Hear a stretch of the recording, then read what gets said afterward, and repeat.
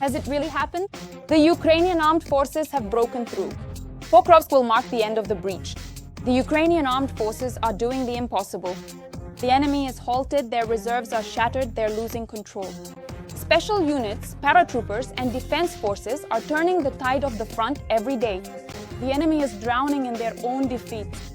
Pokrovsk, Myrnohrad, the tension is at its peak, but the Ukrainian Armed Forces do not stop. All the details and frontline videos, the truth about what's happening on the front line will shock you. The Ukrainian Armed Forces stand their ground to the last and continue their advance. The enemy has no chance. The world is holding its breath. All the details right now. You are watching Ukraine Today. I'm Solomia Dolik, and these are the latest events.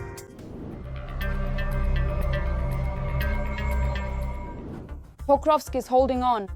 Despite the enemy's fierce onslaught, Ukrainian forces are in control of the situation. And there is no encirclement. The commander-in-chief of the Armed Forces of Ukraine, General Oleksandr Syrskyi, stated that our soldiers are standing against the enemy's thousand-strong hordes and are fighting back at every line of defense. Yes, the situation is not simple, but it is under control. Our special units are working precisely and in coordination, doing everything to ensure that the supply lines remain protected. By my order, combined groups of Special Operations Forces, military law enforcement, the Security Service of Ukraine, and other units of the Defense Forces of Ukraine, including the main intelligence directorate, are also operating in the city. At the same time, Oleksandr Syrskyi refuted Russian claims about the alleged encirclement or blockade of Ukrainian units in the city.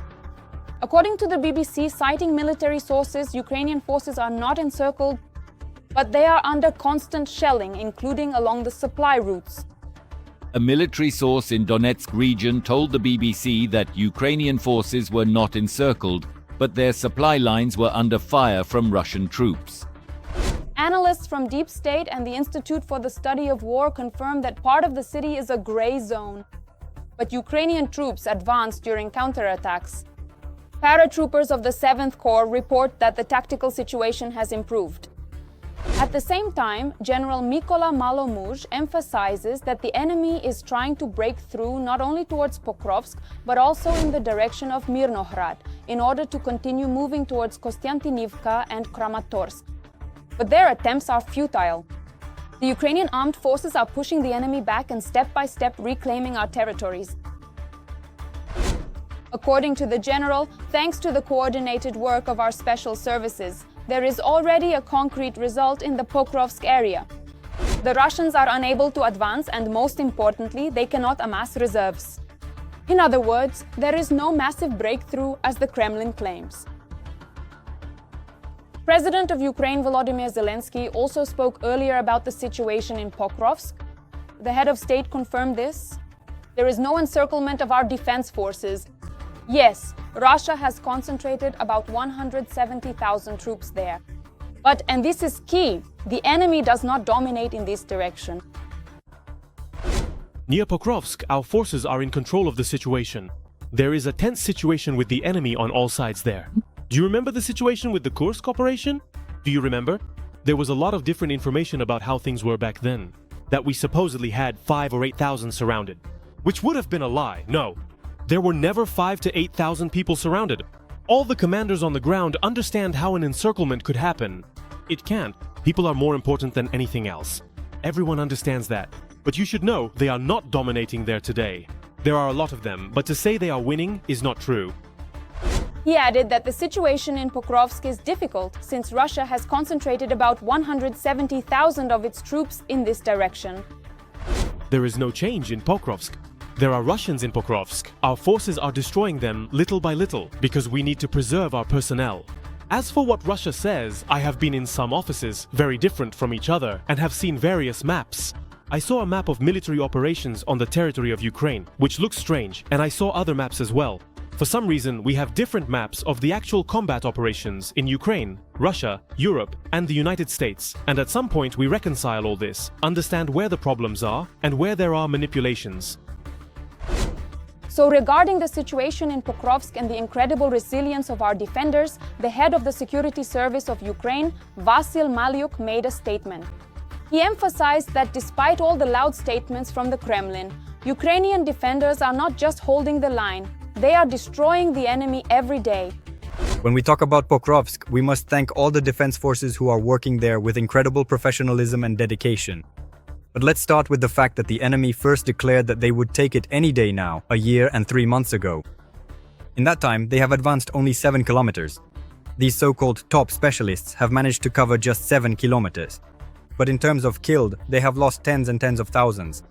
I'm not even mentioning the wounded. But today, everyone there has joined forces.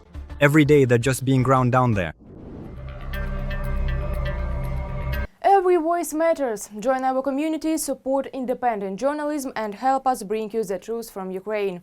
Become a member of Ukraine today. Join us now. Pokrovsk is on the brink. Half of all the fighting is happening in this direction. The city is under intense fire.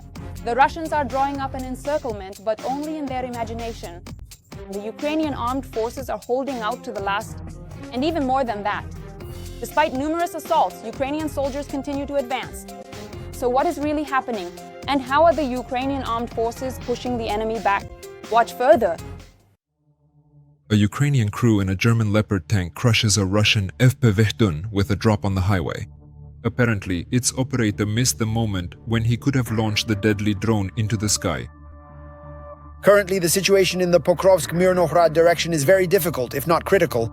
Almost half of all clashes on the front line are happening precisely in the Pokrovsk direction. Russian channels are reporting that the city is essentially encircled. The Ukrainian armed forces have no chance, but the occupying forces might make a gesture of goodwill. The Ministry of Defense of the Russian Federation has received an order from the Supreme Commander-in-Chief of the Russian Federation to ensure unhindered passage for foreign journalists, including Ukrainian ones, upon their request to the Commander of the Union to visit the areas where Ukrainian troops are blockaded in Rozhnoarmysk, Dmitriv and Kupiansk.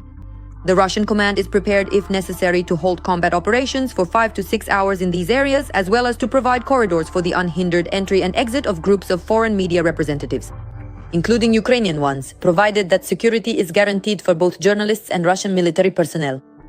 In order to portray the supposedly dire situation of the Ukrainian armed forces, the Kremlin wants to provide a corridor for Western journalists. This is about hybrid warfare, media warfare, drawing attention to the fact that the Ukrainian armed forces are in a bad situation, and specifically in the context that Putin needs. According to the General Staff of the Ukrainian Armed Forces, there is no talk of any encirclement. Fighting is already taking place on the outskirts of both Myrnohrad and Pokrovsk. President Volodymyr Zelenskyy stated that about 170,000 Russian soldiers are concentrated near Pokrovsk. At the same time, the supply of ammunition and provisions to the Ukrainian armed forces is being carried out systematically. All talk about encirclement is Russian disinformation. There is no blockade of our defense forces in Pokrovsk by the enemy. These are merely statements of Russian propaganda that do not correspond to reality. The enemy's occupation army is indeed increasing pressure in the Pokrovsk direction, particularly in the area of the Pokrovsk-Myrnohrad agglomeration. The situation in Pokrovsk remains difficult and dynamic. Separate groups of enemy infantry are infiltrating the city of Pokrovsk and attempting to move and concentrate within this settlement. There are in fact no Ukrainian armed forces troops defending Pokrovsk at all. Because if the situation takes a completely unfavorable turn, these troops can enter and evacuate to the north. Resupply is ongoing. Well, so what does this mean? It means that while observing a convoy, there may be trucks or other means of transportation that might be less noticeable than large trucks. But I don't see the losses in these echelons. The likelihood may be somewhat greater than in other cases or situations, but again, I don't see that it is continuing at this point in time. Despite the difficult situation, even if the AFU will have to leave Pokrovsk and Myrnohrad, the occupying forces, having lost a huge amount of equipment and personnel, will in no way change the overall situation along the front line. This is also confirmed by the intelligence services of European countries. Of course, it is also clear that sooner or later Ukraine will have to withdraw its units from the Pokrovsk district. But as I have said before, the Pokrovsk district falling under the control of Russian forces will not determine the overall situation in Ukraine. Encircles, head of the intelligence center of the Estonian Defense Forces. Putin claimed that Pokrovsk would be under the control of the Russian army a year ago. In reality, the Kremlin's plans have still not been realized.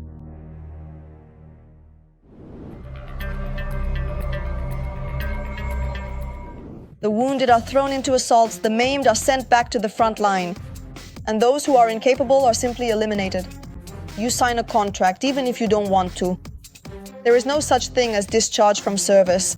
Even single parents have no right to leave, and their children are taken to orphanages. This is how the world's second army really fights. More on all of this coming up. The wounded and maimed are sent into assaults, and unwanted soldiers are simply eliminated. And if someone doesn't want to sign the contract, they'll end up signing it anyway. But the newly minted soldier only finds out about this after the fact. It's also practically impossible to leave the army. Even single parents, who by law should be released without any issues, are not allowed to leave. During this time, their children are simply placed in orphanages. According to single parents interviewed by Avrstka, commanders may at first simply ignore the report, refusing to grant discharge verbally. If the documents are accepted after all, they can end up being lost. And the soldiers continue to serve while their children temporarily live with relatives or are placed in orphanages. So it turns out that even though their father is alive, the children are orphans. But really, what can be said about discharging a healthy man when the Russian army doesn't even discharge severely wounded soldiers? Thank you. They looked at us. Healthy, but missing a leg. Oh, that's a leg. Even if you call it heaven, it's still a leg. He's been sitting here for several days already, too. What was I trying to say with this? They came in, took a look. These occupiers will soon be sent on their final meat assault. The fact that some of them are missing limbs doesn't interest anyone. Their commanders just use them as disposable cannon fodder. Some occupiers still believe the state will help them, so they complain to the Kremlin's ombudsman about being denied medical care or receiving poor treatment. The number of such complaints has quadrupled in 2 years, from 459 to 1,976. The man from the complainant's case, after being treated at a frontline hospital, was sent to a military medical commission to determine his fitness for military service. After arriving at the military unit to receive the order for the medical commission, he was sent to the front line. Since May 2024, he has been considered missing in action. After injuries or pre-existing health problems, not all soldiers are given enough time for full and proper rehabilitation. It happens that a soldier is sent to the front line despite doctors' recommendations to continue treatment and the need for rehabilitation. As a result, there are soldiers on the front line who are physically unable to carry out combat missions. But at least these ones went to the front on their own. And there are cases when Russian men only find out after the fact that their occupation has changed. Black recruiting, black recruiters, they've turned into slave traders. We're basically witnessing human trafficking to supply people to the front. Everyone without exception ends up in the crosshairs. Cerebral palsy, mental illnesses, missing limbs, all of that is considered trivial. The Russian army will find a use for them. The local administrations, of course, know all about it. They even encourage and assist it. In my home village of Encircles, they drugged a guy from Siberia. They sent a man who was married to an elderly woman of loose morals and low social standing to the front, where he was killed, and now they are claiming compensation as if she were his wife, even though he had never seen her in his life. His commanders can help with the elimination of such a Russian soldier. The occupiers complain that unwanted SVO soldiers are often sent on suicidal assaults. One of the roles during an assault in the military has a specific name: beacon.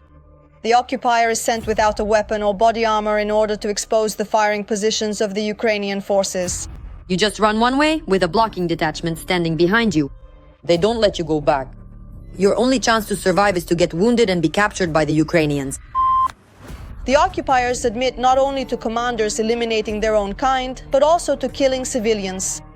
A Russian soldier recounted how his commander entered the wrong coordinates, resulting in an artillery strike on a village. Many people died, including children. He only found out what had happened after the administration of the so-called LNR complained to the command.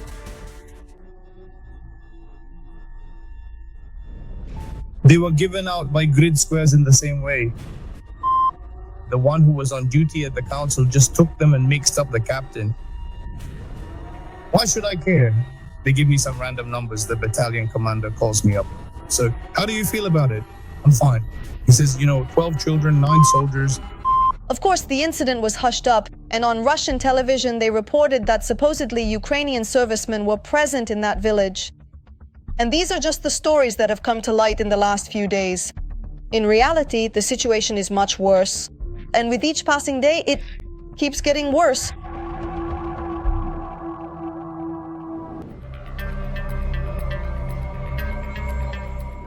And how do you assess the resilience of our defenders? Share your thoughts in the comments, hit the like button under the video, and stay updated on the main news together with me. There's more to come. See you in the next segment.